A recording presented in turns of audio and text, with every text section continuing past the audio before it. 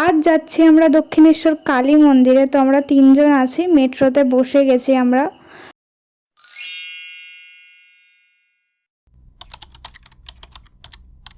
তো দক্ষিণেশ্বর মেট্রো স্টেশনে নেমে আমরা ডাইরেক্ট চলে যাচ্ছি ফ্লাইওভারের দিকে। ওখান থেকে কালী মন্দিরটাতে যাব, দক্ষিণেশ্বরের কালী মন্দিরটায়। তো চলো আমাদের সাথে। আমরা এই ফার্স্ট টাইম যাচ্ছি, মানে আমি এই ফার্স্ট টাইম দক্ষিণেশ্বর যাচ্ছি। আগে কোনো দিন যাইনি দক্ষিণেশ্বরে। তো ফার্স্টে যেটা দেখলে ওটা ছিল দক্ষিণেশ্বরের টিকিট কাউন্টার, দেখে মনে ছিল দক্ষিণেশ্বরের কালী মন্দির। আর এটা হচ্ছে সেই ফ্লাইওভারটা যেটার কথা আমি বলছিলাম। এখান থেকে দোকানগুলো শুরু হচ্ছে, যেখান থেকে তোমরা ডালা ফালা পাবে। তো চলো ভিডিওটা স্কিপ না করে পুরোটা দেখতে থাকো। আমি পুরোটা দেখানোর চেষ্টা করব যতক্ষণ অবধি ফোন অ্যালাউ রয়েছে।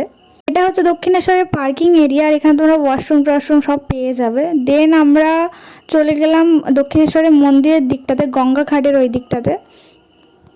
আর ওটা হচ্ছে দক্ষিণেশ্বরের কালী মন্দির। যারা জানো না তাদের জন্য বলছি, সবাই আশা করি জানো। যেহেতু আমরা উপর থেকে ডালা নিইনি, তো আমরা গঙ্গাঘাটের দিকে চলে এসেছি। দেন এখান থেকে ভেবেছিলাম ডালা নিতে যাব, কিন্তু গঙ্গাঘাটে এসে দেখি বহুত লাইন, সবাই স্নান করছে, ড্রেস চেঞ্জ করছে। তো আমরা আগে ডালাটা নিতে চলে গেলাম। আমরা তিনজন ডালা নিয়ে এবার পুজো দেওয়ার লাইনটার উদ্দেশ্যে যাই, কিন্তু যেতে গিয়ে দেখি কত সুন্দর সুন্দর ঠাকুর, মানে চোখ ফিরানো যাচ্ছে না সব জিনিস থেকে। আর কালী মাটাকে তো এত সুন্দর লাগছিল, মনে হচ্ছে বাড়ি নিয়ে চলে আসি, কিন্তু অত টাকা আমরা নিয়ে যাইনি। আর ঠাকুর আনা ওই ভিড় ট্রেনে আমাদের পক্ষে সম্ভবও ছিল না। তো আমরা এখান থেকে হেঁটে হেঁটে যাচ্ছি, গিয়ে দেখি প্রচুর লাইন। মানে গঙ্গার উপরে যে ওভারব্রিজ আছে সেখান থেকে আমরা লাইন দিয়ে 2 ঘন্টা 2.5 ঘন্টা লাইন দিয়ে মায়ের পুজোটা দিতে পেরেছিলাম, যেহেতু ফোন অ্যালাউ ছিল না বলে দেখাতে পারিনি। দেন পুজো শেষ হয়ে যাওয়ার পর আমরা কিছু খেতে চলে আসি, যেহেতু পুজো দিয়েছি তো নিরামিষ খেতে হবে, তাই সব কিছু নিরামিষই ছিল।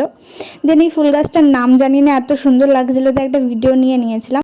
তারপরে 3:30 4টের দিকে একটু ফাঁকা হয়েছিল, কারণ তখন মন্দিরের গেট বন্ধ হয়ে গেছিলো।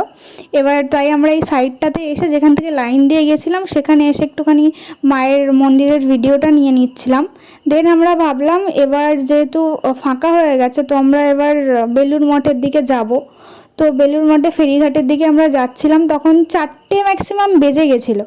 যখন মায়ের মন্দিরে ঢুকে মাকে দেখলাম না, পা থেকে মাথা অবধি আমি আগে কোনো দিন সত্যি দেখিনি। এতটা শান্তি লেগেছিল কি বলবো মনের ভিতরে, মানে যেটার জন্য আমি এসেছিলাম, যে দেখে একটু শান্তি হবে, এতটা শান্তি পেয়েছিলাম দেখে চোখ ফেরানো যাচ্ছিল না।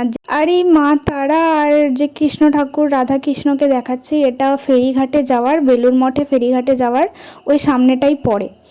দক্ষিণেশ্বর মন্দিরের ভেতরটা এতটা সুন্দর, না গেলে বোঝা যাবে না। মানে ভেতরে যে শিব মন্দিরগুলো রয়েছে, অতগুলো শিব মন্দির রয়েছে, তারপরে মা কালীকে এতটা সুন্দর লাগছে কি বলবো। কারণ ভেতরে ফোন অ্যালাউ ছিল না, তো কিছু মানে দেখাতে পারিনি। ওখানে গিয়ে মনে ছিল ওখানেই থেকে যাই, যেহেতু দুপুরবেলা গেট বন্ধ করে দিচ্ছিল, তো বেশিক্ষণ থাকতে পারিনি, তাড়াতাড়ি বেরিয়ে এসেছিলাম। কিন্তু ওর ভিতরটা ঢুকে মনে হচ্ছে যেন অন্য একটা জগতে চলে এসেছি। এতটা শান্তি লাগছিল যে আমি মানে মুখে বলে বোঝাতে পারবো না। এটা হচ্ছে সেই ফেরিঘাট যার কথা বলছিলাম। আর উপরে যে ব্রিজটা দেখলে, আমরা ওই ব্রিজের মাঝখান থেকে লাইন দিয়ে 2.5 ঘন্টা লাইন দিয়ে মায়ের পুজোটা দিতে পেরেছি। আমরাই লাস্ট ছিলাম, মানে আমাদের পরে আর 2জন ছিল, তারপরেই গেটটা বন্ধ করে দিয়েছে। দেখো ওখানে অনেক কটাই লাইন ছিল, 7টা 8টা লাইন ছিল। এবার আমরা ফ্রন্ট লাইনে দাঁড়িয়েছিলাম, তাই একটু দেরি হয়েছে। নাহলে সাইডের লাইনগুলোতে দাঁড়ালে সাইড থেকে দেখে চলে আসতে পারতাম, কিন্তু সেখানে মাকে পুরোটা দেখা যেত না।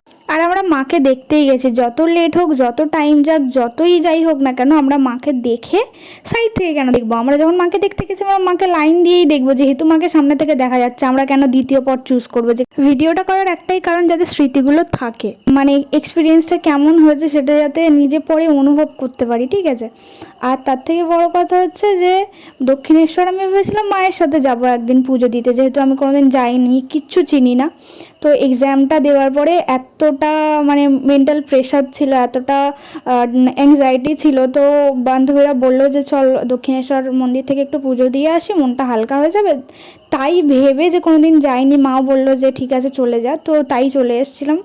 এবার এসে এতটা, সত্যি বলতে গিয়ে এতটা হালকা লাগছিল, অনেকটাই হালকা হয়ে গেছে পুরো, মানে যতটা প্রেশার ছিল অনেকটাই হালকা হয়ে গেছে। সে তুমি যতই যাই করো না কেন, সব প্রেশার তো আর এক সময় মানে এত কিছুর ইয়েতে তো একবারে চলে যেতে পারে না। একবার যাবে, ফের আসবে, ফের যাবে, ফের যাবে। এই লাইফের একটা পার্ট, সেটা আমি বুঝে গেছি। যতই যাই, ছোট থাকি বড় হই, যতই মনে করো যে জ্ঞান দিচ্ছি, কিন্তু না, কিছু কিছু এক্সপিরিয়েন্স হয় মানুষের। তো এটা আমার এক্সপিরিয়েন্স হয়েছে, আর আমি চাই অনেক কিছু এক্সপিরিয়েন্স করতে। না, এক্সপিরিয়েন্স না করলে কি করে চলবে? আমি যদি নিজেই না জানতে পারি, লোকের কথা শুনে থোড়ি আমার দিন চলবে।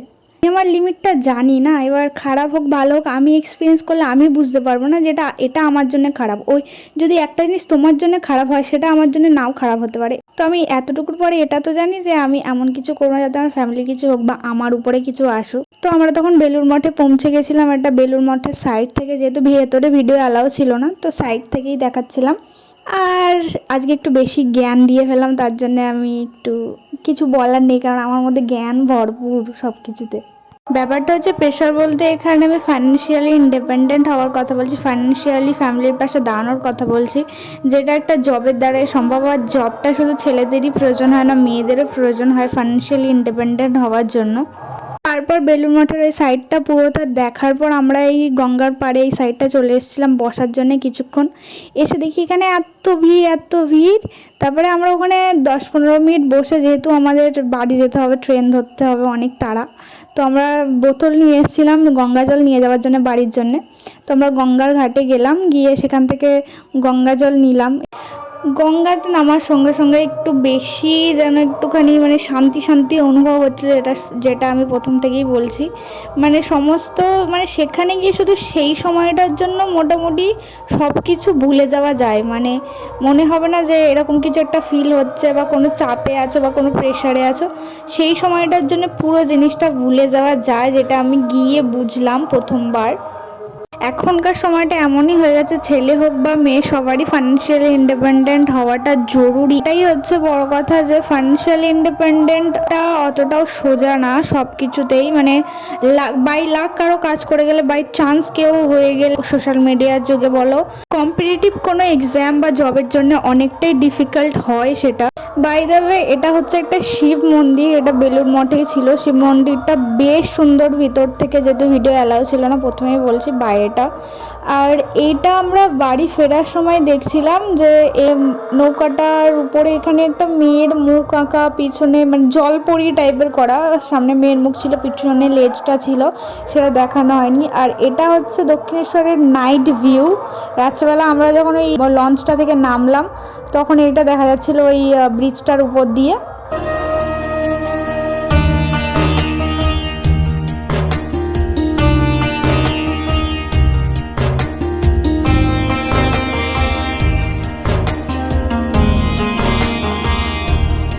তো অনেক কথা হয়েছে আজকে, অনেক কিছু বলে ফেলেছি, জানি জ্ঞান জ্ঞান মনে হবে, কিন্তু কিচ্ছু করার নেই, জ্ঞানে ভরপুর, আমি সেটা আগেই বলেছি।